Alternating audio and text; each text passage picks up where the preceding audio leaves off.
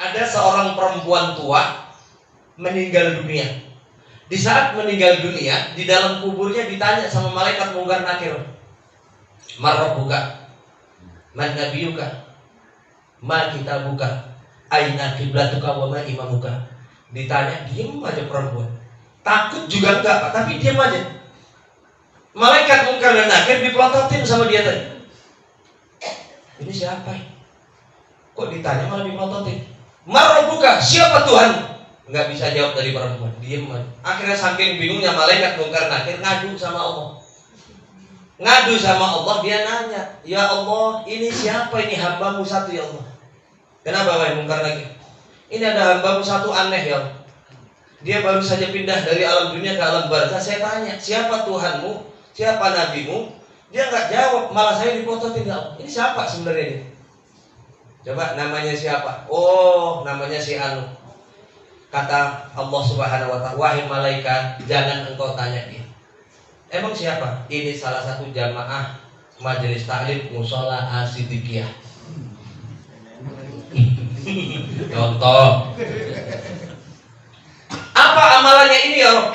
"Udah, jangan engkau tanya lagi dia bertanya di dalam kubur. Bebaskan dia dari pertanyaan kubur. Saya ampuni seluruh dosa dan kesalahan." Oh, begitu mulianya dia ya Allah. Siapa orang ini? Orang ini, nenek-nenek ini Pak, amalannya ternyata semasa hidupnya dia itu kerjaannya rajin datang ke majelis taklim. Kalau ngaji ibu biasanya siang hari jam habis zuhur, dia mau jam 9 pagi udah nongol. Rajin banget, jam 9 udah nongol ke majelis taklim. Dipanggilin atu-atu, ayonya pada ngaji itu.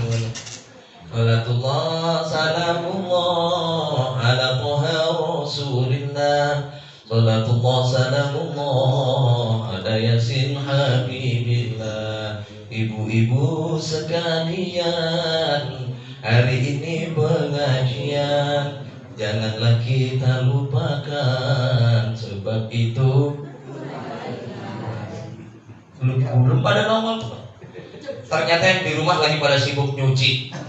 Yang lagi nyuci bukannya datang, dia nyautin, "Gua juga udah tahu hari ini pengajian, tapi gua lagi repot di rumah banyak cucian." Ada mak-mak yang malamnya habis malam Jumatan, "Ibu-ibu sekalian, hari ini pengajian." Dia jawab, "Ibu-ibu gua kagak ngaji karena gua lagi nyuci kolor suami. Semalam ngumpul 2 kali." Allah. Sampai dia datang sampai di pagi hari. Begitu semuanya jamaah sudah ngumpul duduk di majelis taklim, dia jamaah yang paling pertama tidur.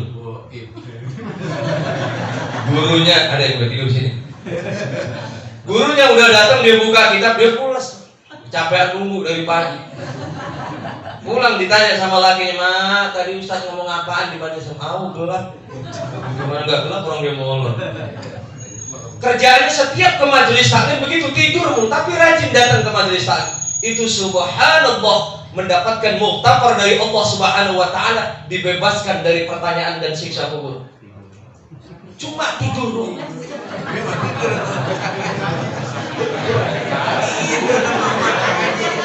Maka silahkan, kalau yang nggak tahu malu mau tidur silahkan.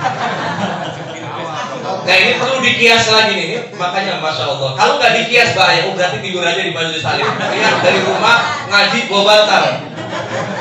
Asumsinya jangan begitu. Kalau tidur di majelis taklim saja sudah sedemikian mulianya di hadapan Allah, apalagi kalau di majelis taklim dengerin kajian, diamalkan ilmunya, diaplikasikan dalam ibadahnya, itu jauh lebih berpahalanya, lebih besar lagi dibandingkan tidur. Gitu ya Pak ya. Nah, mudah-mudahan kita semua selalu dibimbing oleh Allah Subhanahu wa ta'ala untuk selalu istiqomah sampai akhir hayat kita. Jangan pernah puas dengan yang namanya ilmu. Ingat pesan dari Imam Syekh An-Nawawi Al-Bantani dalam kitab Nasha'ul Ibad, Alamatus syaqawatil insanu arba'atun. Ciri-ciri orang yang celaka itu ada 4. Yang pertama, apa kata Imam An-Nawawi? Apa? Ada yang tahu nggak? Ada yang tahu nggak? Apa?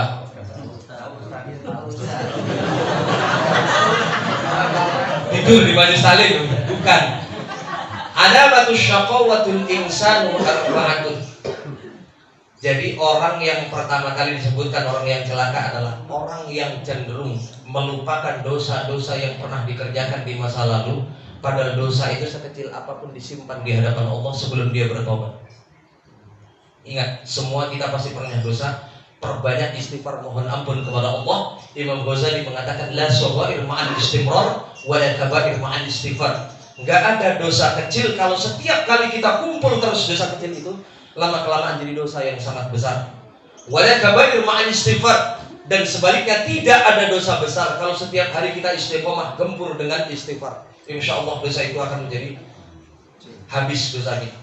Yang kedua, kata Imam An-Nawawi, ciri-ciri orang yang celaka adalah orang yang cenderung mengingat-ingat kebaikan yang pernah dia lakukan, padahal kebaikan itu belum tentu mendapatkan pahala di sisi Allah. Makanya kenapa Rasulullah mengingatkan kalau kita memberikan sesuatu artinya kebaikan. Kalau bisa tangan memberi, tangan kiri jangan sampai tahu. Ini simbol syirik, simbol kemusyrikan, simbol hasud. Ngerinya kita nggak sanggup di saat disanjung oleh orang lain, akhirnya kita sombong. Oh itu karena saya, oh itu karena saya. Itu hilang pahalanya. Kalau kita beramal, beramallah karena Allah, dan mudah-mudahan semuanya akan diterima oleh Allah. Nah ini yang paling penting. Yang ketiga kata Imam An-Nawawi, wan nadharu ila man fawqahu fid dunya. Orang yang celaka adalah orang yang selalu melihat ke atas dalam urusan dunia. Orang yang nggak pernah puas dengan dunia. Pengen dunia itu seolah-olah pengen digenggam, nggak pernah puas dengan apa yang dia dapatkan, rakus dengan dunia. Sudah punya mobil, pengen beli mobil satu lagi, punya mobil 2, pengen beli 3, pengen lagi beli 4 lagi. Masya Allah. Dan yang keempat kata Imam An-Nawawi, wan nadharu ila man dunahu fid din. Orang yang celaka yang keempat adalah orang yang selalu melihat ke bawah dalam urusan agama. Bahaya, hati-hati. Kalau tadi disarankan jangan melihat ke atas dalam urusan dunia, namun perbanyaklah melihat ke bawah. Dalam urusan akhirat, perbanyaklah kita melihat ke atas, namun jangan engkau melihat ke bawah. Ngerti nggak maksudnya? Kalau urusan akhirat boleh kita iri, Pak. Boleh kita pengen. Masya Allah, saya pengen alim seperti Ustaz Adum. Termotivasi belajar terus. Saya pengen ibadahnya seperti orang ini. Termotivasi pengen ibadahnya seperti orang, sehingga meningkatkan diri kita untuk meningkatkan kualitas amal kebaikan kita. Namun jangan wan nadharu ila man dunahu fid din. Jangan melihat ke bawah dalam urusan akhirat. Ayo bang, sholatnya jam kesiangan. Masih mending Ustaz, saya sholatnya kesiangan daripada dia nggak sholat subuh. Ayo bang, sholat 5 waktu, jangan bolong-bolong. Masih mending saya Ustaz, bolong-bolong. Itu saya punya teman boro-boro gak pernah sholat. Yang sholatnya cuma sholat Jumat doang seminggu, ditanya bang, ayo sholat 5 waktu, jangan cuma sholat Jumat doang. Ustaz, ini masih bagus saya sholat Jumat. Teman saya boro-boro gak pernah sholat Jumat, sholatnya cuma Idul Fitri, Idul Adha doang. Itu ciri-ciri orang yang selalu melihat ke bawah dalam urusan akhirat. Sehingga yang diukur adalah orang yang selalu tipis keimanannya. Dan disarankan oleh Imam An-Nawawi, perbanyak kita melihat ke atas untuk meningkatkan ilmu kita dan kualitas amal kebaikan kita. Nah, ciri-ciri orang yang seperti ini adalah orang yang selalu tidak pernah puas, selalu datang ke majelis ilmu, memperbanyak ilmu pengetahuan agama kita, sebab ini adalah modal kita nanti hidup di akhirat. Amin. Ya Rabbal. Mudah-mudahan kita semua nanti dikumpulkan oleh Allah di akhirat, masuk ke dalam surga jannah.